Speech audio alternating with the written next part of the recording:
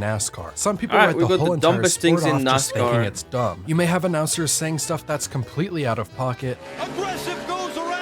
Or NASCAR could fail to throw a caution, causing the entire field to wipe out. Oh my and God. This guy gets away with driving backwards during races over and over again, and there is nothing NASCAR does about it. But what upon does that the even dumb achieve? moments in this video, you can't get much worse than doing something so bad that you lose an entire race in one simple move. Yeah, I've This been guy loving with a bowl these cut tried picking a fight and lost. These people risk their NASCAR lives videos. by climbing on top of a fence during a race. But Okay, what's a video about that's dumb moments stupid. in NASCAR without talking about the mistakes NASCAR makes themselves? Oh, yeah. The officiating crew is responsible for throwing a caution if the track gets too wet to race on, which actually happened at a race in New Hampshire in 2021. A downpour started on one end of the racetrack, and the only ones that were actually aware of it were the leaders when they headed into the corner and began to slide uncontrollably. Kyle Busch wrecked from the lead, and Truex and Hamlin would be the ones to follow him. This ended Busch's entire day, but he didn't head home without letting everyone know how he felt. We've been talking about it for 2 laps that it was raining. There's no sense in saying what I want to say. It doesn't do you any good. NASCAR surely would never make this same mistake again.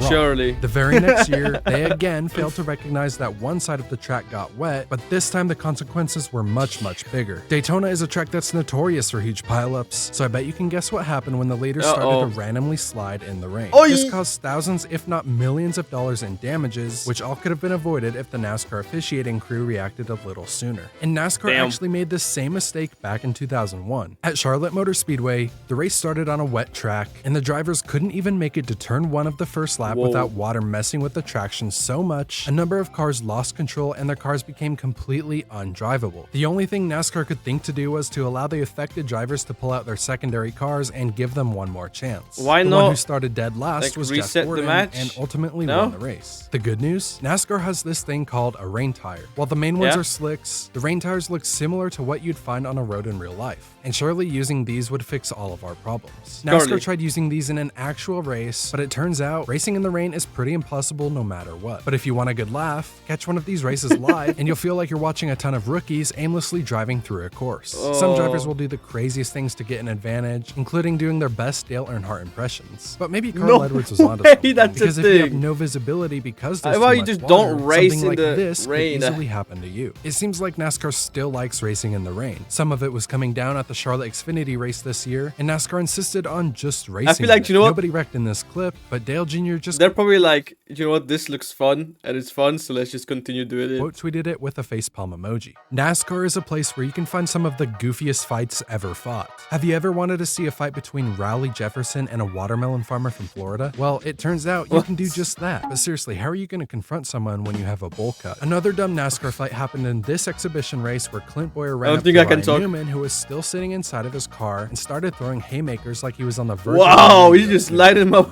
Clint kept his helmet on, and when Newman jumped out of his car to prove him wrong, Americans he are felt crazy. very dumb about what he did.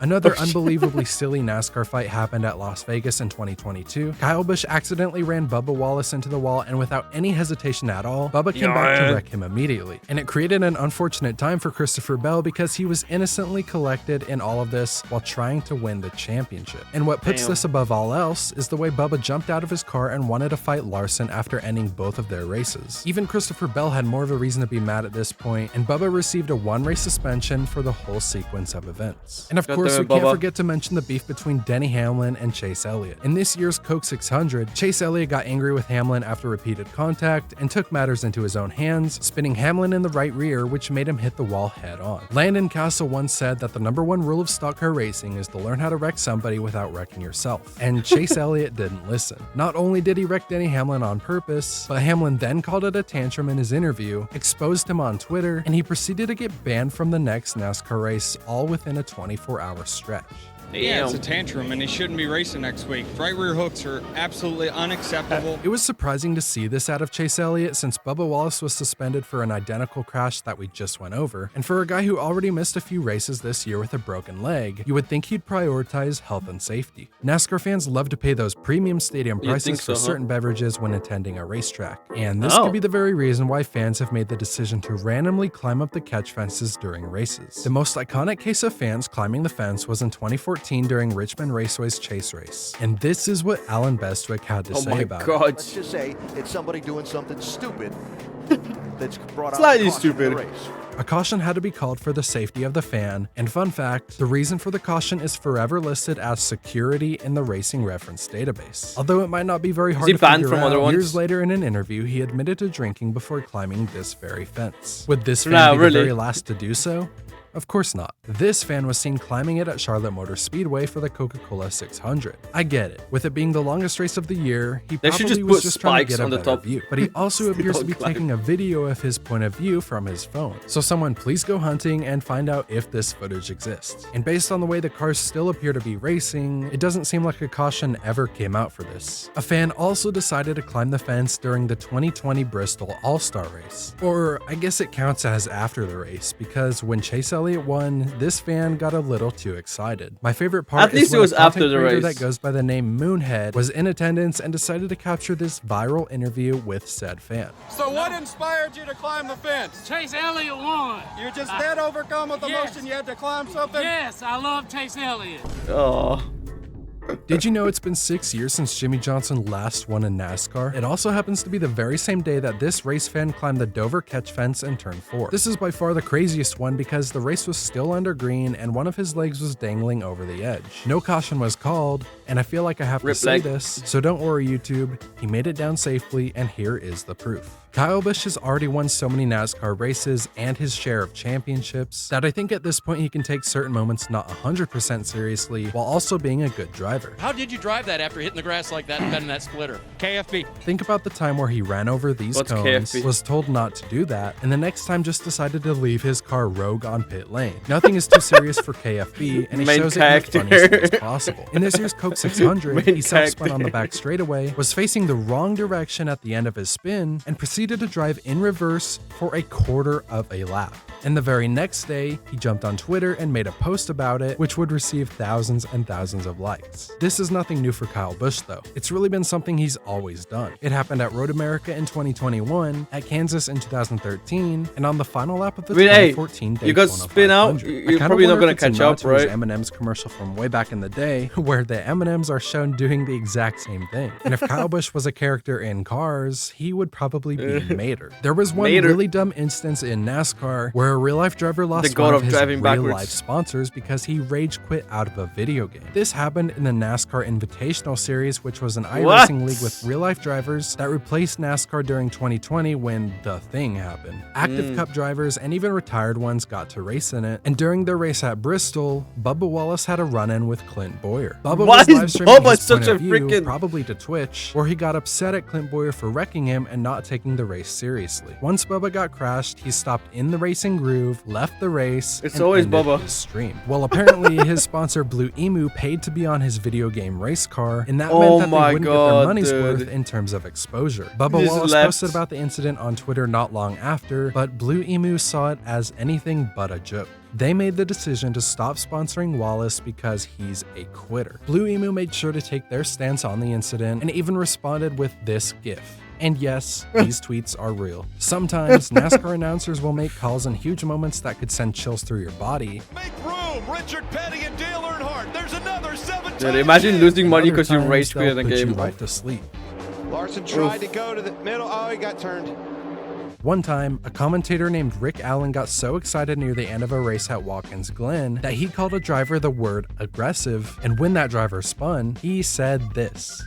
Aggressive goes around. This became one of the biggest announcer memes in NASCAR history and was also one of the first videos I ever uploaded to this channel. Jimmy Johnson was one lap away from winning his 5th championship, and on the final lap, the announcer said this. That hammering you hear is the sound of the nail of the final coffin on the Chase contenders' hopes. Now, I understand the phrase he was going for, but the lights were definitely too bright because the pressure must have made him fumble it. Speaking of times where announcers butchered the finish, Justin final Allgaier coffin. in the red car was about to win this race because Carl Edwards ran out of gas, but he would also run out of gas unexpectedly. Both drivers That's were coasting crazy. to the finish, but then a white car suddenly No! appeared out of nowhere. How'd And the you run out? announcer Oh my automatically God. assumed it was third place Trevor Bayne and ended up looking extremely silly when he realized that it was just a car already one lap down. So he ended up overhyping the call completely. Third This is Trevor Bayne. Here they come. It's going to be a drag race to the finish. Could Trevor Bayne do it? Did he get his first win?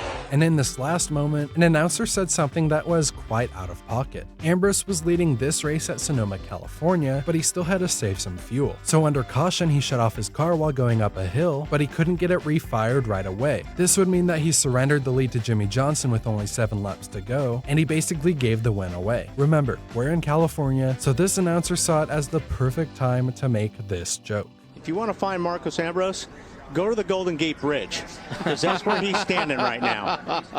That is wrong, man. There's also times where NASCAR drivers completely mess up and lose focus. Most NASCAR fans will know about the one time where Mark Martin was about to win the race, but he pulled into the pits one lap too early and gave his win away. And as recently as 2020, Tyler Reddick did something similar where he was running in 4th place, but he happened to stop racing on the last lap, and he didn't realize his mistake until his team started yelling at him over the radio. Boys, everyone. Great car, great stuff.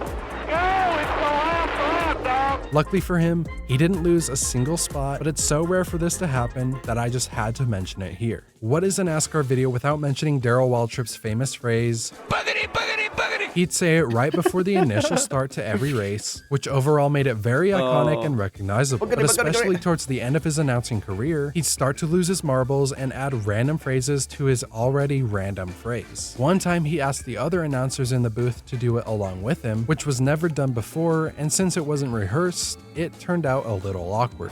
Buggity, buggity, buggity. Let's go racing, boys! And one time, for some unknown reason, he decided to call all of the drivers a bunch of hot dogs. Buggity, buggity, buggity. Let's go racing, you bunch of hot dogs! And at this Talladega race, he chose to say it 6 times instead of the usual 3. Buggity, buggity, buggity, buggity, buggity, buggity. Let's go racing, boys! The usual tagline is "Let's go racing, he's a legend. boys." But when Danica joined the Cup Series in 2013, he had to think of a brand new way to get races kicked off. Buggity, buggity, buggity. Let's go racing, boys! And yes, Danica! Most people who don't watch NASCAR are likely to think the original phrase is goofy in itself, but the different iterations were sure to make you laugh if you weren't expecting them. Some race fans weren't fans of DW as an announcer, but seeing the way races are announced now, the nostalgia and wishes for him to return are already coming. Make sure to subscribe so you know the next time I post. That was fun. Or watch. Alright guys, that'll be it for the video. Thank you guys so much for watching, and thank you to all the lovely patrons over at Patreon for supporting the channel. Special shout out to the top tier patrons. You guys honestly are amazing. And if you'd like to check out some exclusive videos that don't make it here to YouTube, or also early videos or stream VODs, the link is down in the description. I also prioritize the suggestions of videos that we should react to. So again, if you want to support the channel, the link is down in the description for Patreon, or if you want to watch me live, the link is down in the description for Twitch too. Thank you guys so much for watching. I'll see you guys next one, so stay safe, much love, take care, peace, and